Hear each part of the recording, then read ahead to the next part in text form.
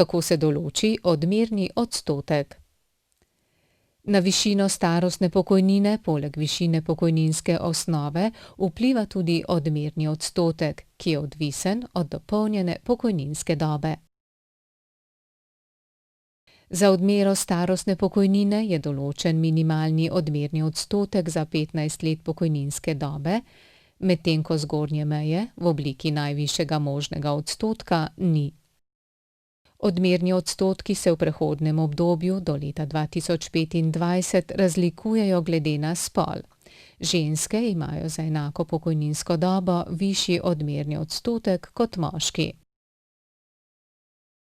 Za 15 let zavarovalne dobe se za moškega odmerni odstotek od pokojninske osnove vsako leto postopoma zvišuje po 0,5 odstotka, od 27 odstotkov na 29,5 odstotka, za žensko pa že znaša 29,5 odstotka.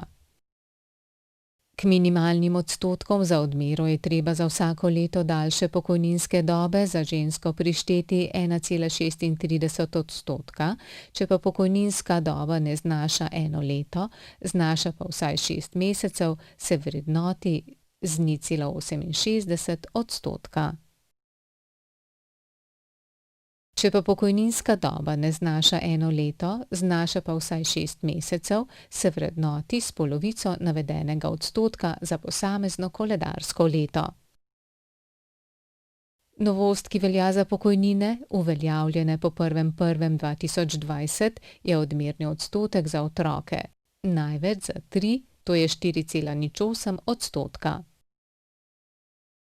Za enega otroka znaša odmerni odstotek 1,36 odstotka. Na višino starostne pokojnine vpliva tudi ugodnejše vrednotenje pokojninske dobe brez dokupa, dopolnjene po 1. januarju 2013 po izpolnitvi pogojev za pridobitev starostne pokojnine pri najnižji starosti.